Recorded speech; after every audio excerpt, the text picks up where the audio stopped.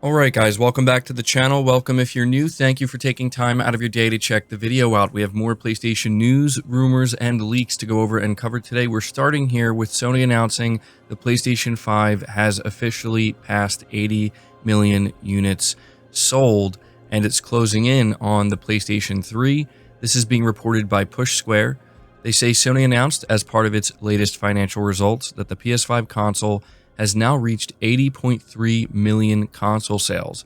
2.5 million PS5 systems were sold in Q1 of fiscal year 2025 between April to June, helping it to reach the milestone. The update means the PS5 is now closing in on the PS3's lifetime sales of roughly 87.4 million. On its current trajectory, the PS5 will top it before April 2026, the start of the next fiscal year. During the same 3-month period of the year, Sony sold 65.9 million PS5 and PS4 games, of which 6.9 million were first-party titles. Overall, 83% of full game software sales on PS5 and PS4 were for digital versions. Just 17% of the market went to physical copies, which is an even smaller market share compared to last year's. PSN's monthly active user count remained steady at 123 million players. And it is worth noting when it comes to that digital to physical ratio, I believe that 83% does account for every microtransaction and DLC. So, it's a little bit skewed there. But we're moving on to the next topic here, which talks about Sony and how their profit margin problem is seemingly not a thing anymore. This is worth going over because Sony made a big deal about this last year and I believe the year prior, and it says here, being reported by Push Square, in every conceivable measure, the PlayStation business is absolutely thriving. While there's been a huge amount of chatter about the trajectory of consoles in 2025, Sony's latest financial report paints a completely different picture. Over the last few years, one criticism that's been leveled at the PlayStation business is its razor-thin margins. But in the 3-month period ending June 30th, the division generated operating income of $1.4 billion. That's an increase of 127% year over year, and it's considerably more than the profits generated during the same period in 2020. In fact, every metric of the latest financial report is up compared to the same period in 2024. Hardware sales increased by 4.1%, software sales increased by 23%, and active users grew by 6%. The article continues saying, what can we learn from this? Well, when it comes to PlayStation, the brand is stronger and more profitable than it's ever been. A big part of its massive operating income increase is that it's finally paid off its $3.7 billion acquisition of Bungie, which had been an anchor on its performance over the past few years. More importantly, Sony is seeing more people engage with its console than ever before. This is the most important metric for PlayStation right now because it's through that active user base that it's making the bulk of its money. And so before we move on to the next topic, I do just want to take a moment to say, for those wondering why Sony is making the decisions they're making and going in the direction that they're going in, this is why. The business has never been stronger, it's never been more profitable, and their numbers have never been better.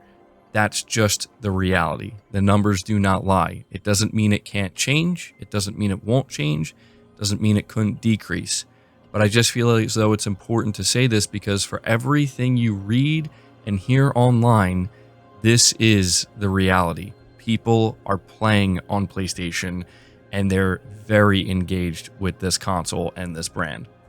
Moving to the next topic, Sony is admitting that their live service push is not going very smoothly. Once again, coming from Push Square, an executive within Sony has admitted the company's expansion into the live service sector with recent PS5 PC titles is not entirely going smoothly.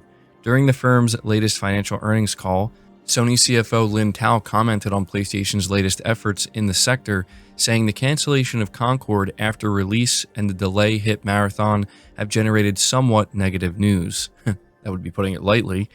Tao explained PlayStation's transformation towards the live service sector is not, quote, entirely going smoothly, but from a longer-term perspective, if you look at the changes over 5 years, you see that there has definitely been change, end quote. She then points out how in the last 5 years, Helldivers 2, MLB The Show, Gran Turismo 7, and Destiny 2 have all started to contribute to, quote, sales and profit in a stable manner, end quote.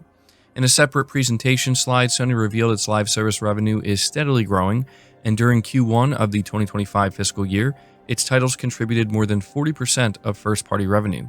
Despite these revenue advancements, the Sony executives still believe its live service efforts are not going smoothly. Tal then continued, of course, we recognize that there are still issues, many issues, so we should learn lessons from mistakes and make sure that we introduce live service content where there's less waste and it's more smooth. So there you go. Sony is not trying to hide the fact that a lot of what they've tried to do with live service has frankly been a failure and has caused, a lot of problems over the last couple of years. But, I do agree that maybe some of this, not all of it, but some of it is necessary to kind of learn the ropes with live service and figure things out. And the hope is that going forward, whatever they're doing with their upcoming live service games, I agree. I hope it goes, smoother, because we definitely don't want to see more things like Concord and what's currently going on with Marathon. Frankly, I think we would like to see more stuff like Helldivers. So we'll see.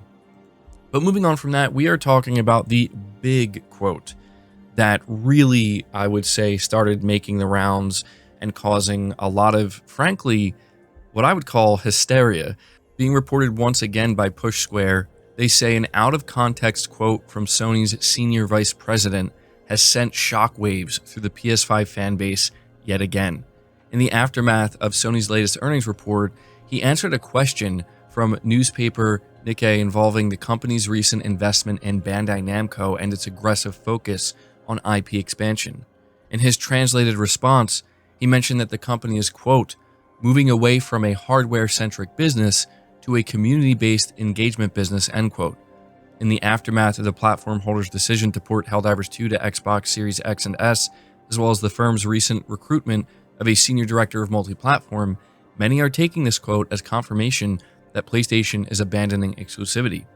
However, the full translated transcript offers much more context than the social media reaction may lead you to believe. So here's the entire quote. Thank you very much for the question. So the investment in Bandai, and of course, we have been shifting to creation. So for example, the entertainment business basically accounts for 60% of our consolidated revenue. So basically, our business portfolio is shifting more to the creation. And then as for the electronics business and TV, compared to output devices, we are now shifting to creation devices that include digital camera. So as a result, we are seeing more stability in profitability and in revenue. And also, the productivity of our performance is increasing. And against such backdrop, and for example, in the music business, music streaming and EMI music publishing has been acquired, and then we increased the music catalog.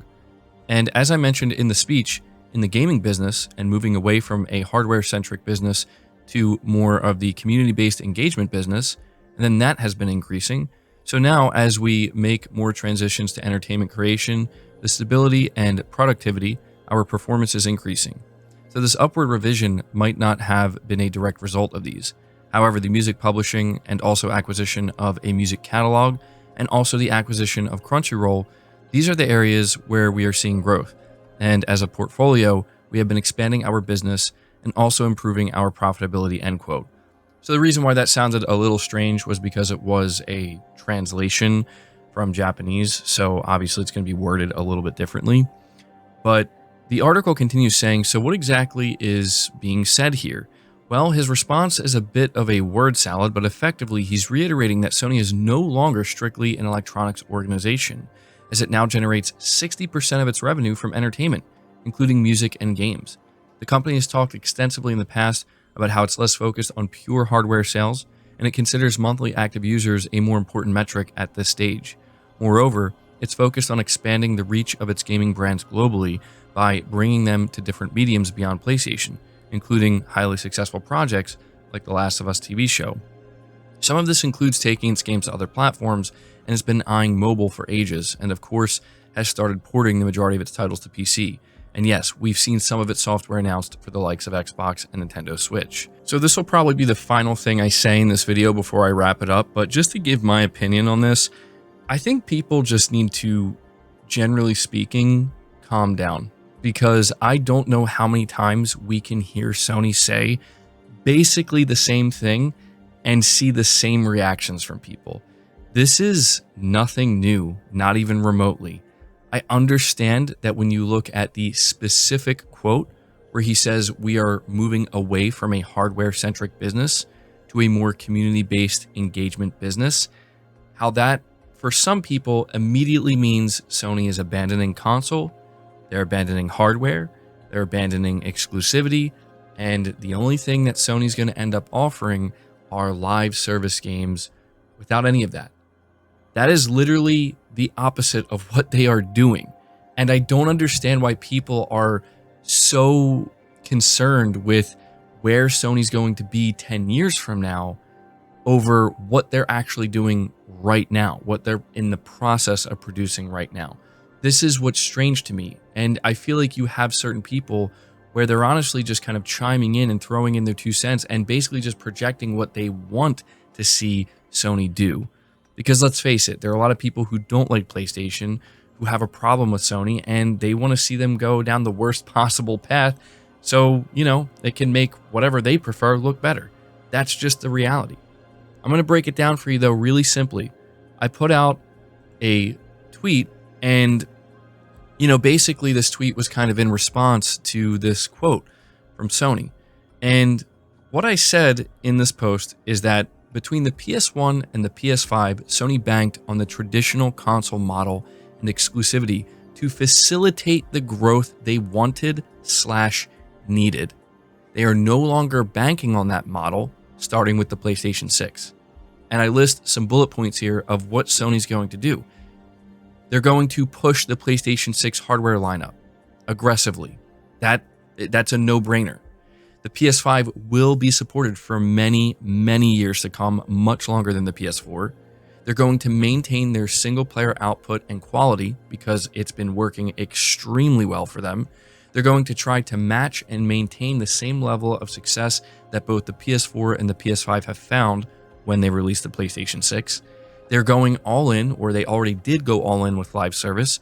They're going to continue to chase big live service hits, even if it risks Concord level failure, and exclusivity will become less important to achieving their larger mid to long-term goals.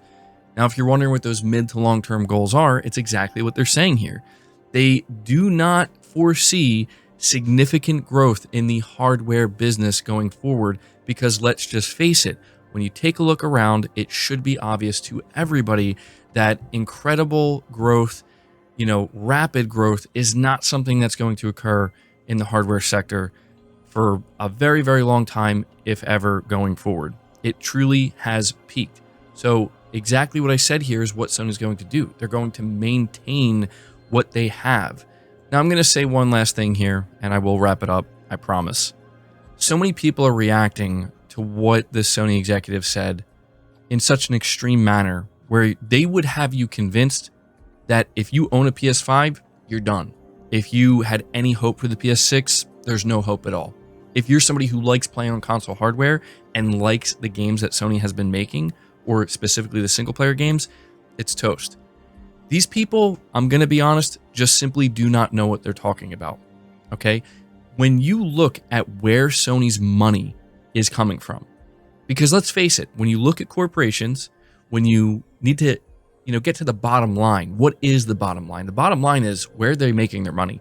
What's funding this business and this entire operation? The console and the games that they're making for that console and third party. That's what has gotten Sony to these record-breaking numbers.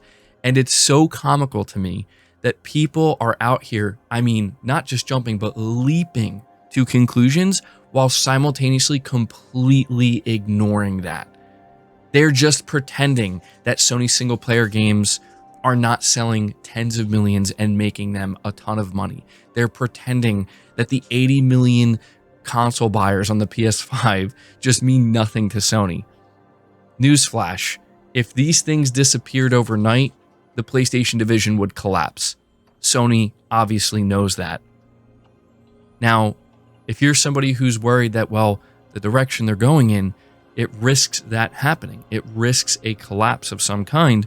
I understand where you're coming from, But this is where I think people need to kind of just take a seat and evaluate what's actually in front of you. PS5, PS5 Pro, Death Stranding 2, Ghost of Yotei. Like, people just ignore these things as if they don't exist. Upcoming games like Soros, Wolverine, Intergalactic. I do not understand why people fearmonger this hard when there's this much in front of us. Now, look, if you're worried about the long term, like 6-7 years from now, I don't know what to tell you. No one knows what it's going to look like at that point. Not even Sony does. So if that's where your mind is, I think you just need to chill out and focus on enjoying your time with video games, honestly. Anyway, sorry for that long-winded rant there. This video is going to turn out to be longer than I expected, but I've seen so much insanity come from this single quote from this single Sony executive. It's kind of wild. But yeah, guys, that's going to do it for the video. I hope you enjoyed it. I hope you found it informative. If you did, be sure to leave it a like, subscribe to the channel if you're new, hit the bell notification icon, and feel free to share the video out on top of all that. But until next time, guys, take care.